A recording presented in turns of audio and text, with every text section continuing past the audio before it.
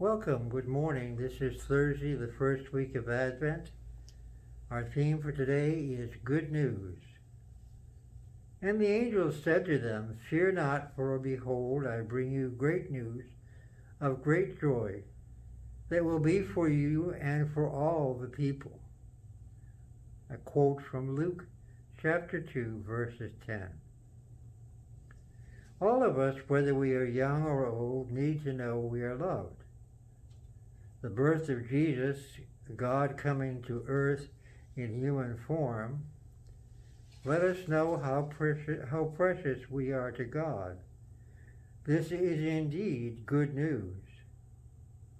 Advent is a time for us to recognize not only our longing for God, but God's longing for us. God's great desire for relationship with us is embodied in Emmanuel. God is with us. Fear not. The angel says to the shepherds, and to us as well.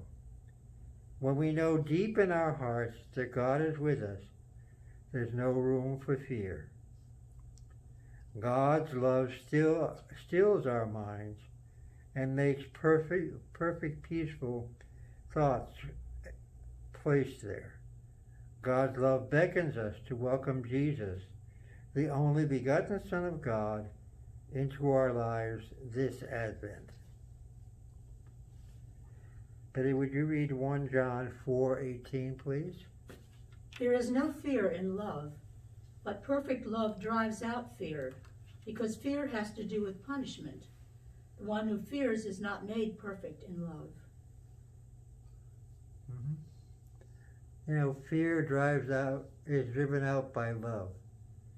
I'm reminded of that statement that I've said to you before in the sermons on the Catholic priest who for 6 weeks running went up into the pulpit each week, said, God is love, and then went back to his seat. And really, as a sermon, what more can we say? That God is love.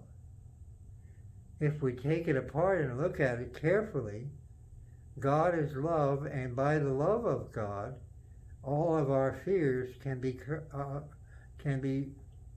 thrown away, can be overcome, can be thrashed, because God will overpower all of these things, and it's important for us to know that he has that kind of power.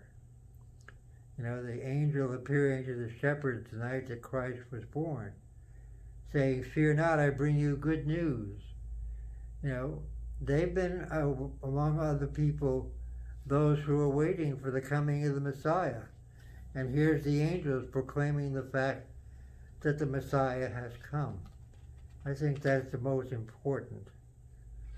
The other side of that is that I'm reminded also of the Sunday school teacher who asked during Advent that her students bring in something that reminded them of Christmas. And some brought in a crib, and some brought in a baby Jesus. But one child brought in his father's airline pilot's hat.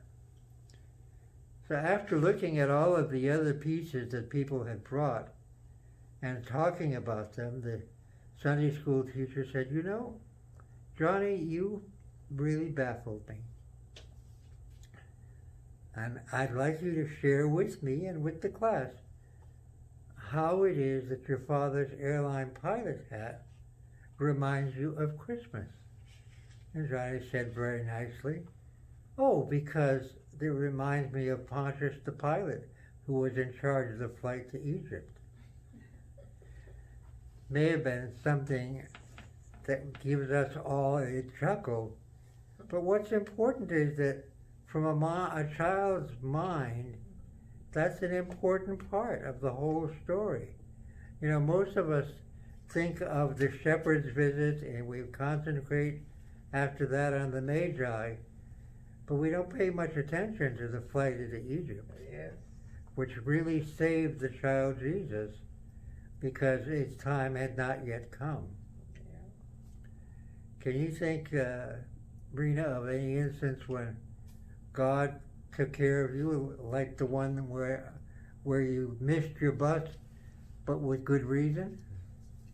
Father Roger, I have several testimony about God saving me. 9/11, I should have been in the World Trade Center because I worked on the 84th floor. But the evening before, I wasn't feeling too well and went to see my doctor. I was just diagnosed with hypertension, and that evening my blood pressure was very low, and she told me she'll have to put me in bed for 24 hours. That's why I wasn't there. And I used to meet with a group, and we travel up in the mornings, and every one of those friends of mine was found crushed in the elevator. So had I been okay, I would have been one of that victim. Mm-hmm.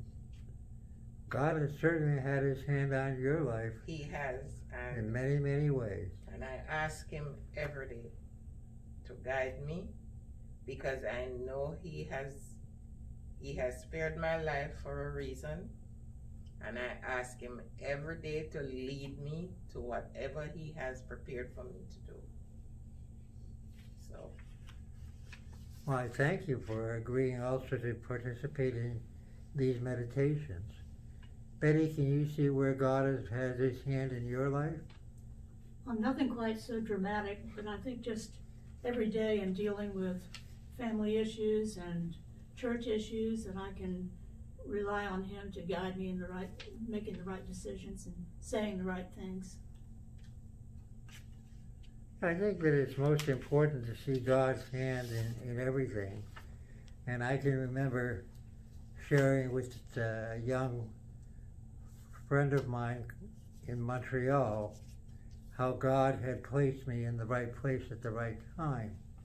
Even when I left the U.S. to go to Montreal, at that time I was working for Holiday Inns, and as an employee, you had the right to stay in another Holiday Inn free of charge. And so I was 2 days out from taking my plane to Montreal, and I went to the Holiday Inn in downtown New York and met a woman there who started up a conversation with me and found out that she was a freelance reporter and going to Montreal on the same day I was set to fly. And her first statement to me was, Roger, tomorrow morning when you get up, go to the airline office, cash in your ticket, and put the money in your pocket, because you're coming to Montreal with me. She said, I can use the company in my car, it's not going to cost me a penny more, and you'll be my guest until we get to Montreal. Don't worry about a thing.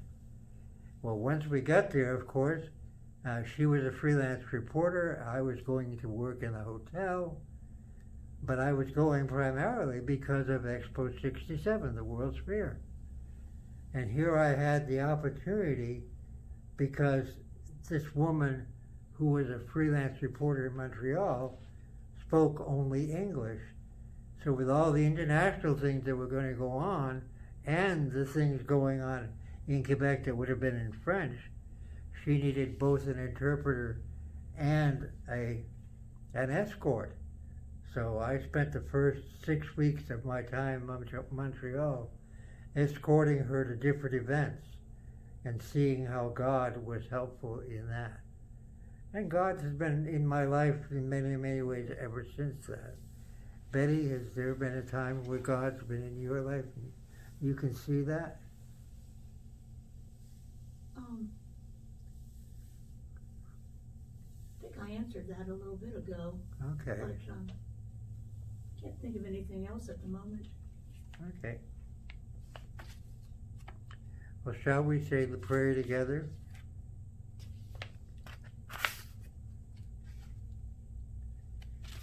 Jesus, Emmanuel, in my times of fear, help me remember you are with me. Amen. Bye-bye. See you tomorrow.